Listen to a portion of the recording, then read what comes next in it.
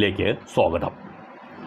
സാധാരണ നിലയിൽ ബാങ്കുകളിൽ നിന്നും മറ്റ് ധനകാര്യ സ്ഥാപനങ്ങളിൽ നിന്നും വായ്പ അല്ലെങ്കിൽ ലോൺ എടുക്കുന്നവർക്ക് വളരെ സന്തോഷകരമായ ഒരു വാർത്തയാണ് ഇന്നത്തെ എപ്പിസോഡിൽ പങ്കുവെക്കുന്നത്.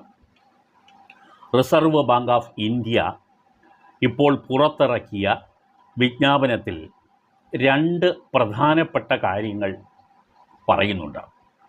ഈ കാര്യങ്ങൾ നടപ്പാക്കുന്നത് ശരിക്കും ജനുവരി 1 മുതലാണ്, 2024 ജനുവരി 1 മുതലാണ്.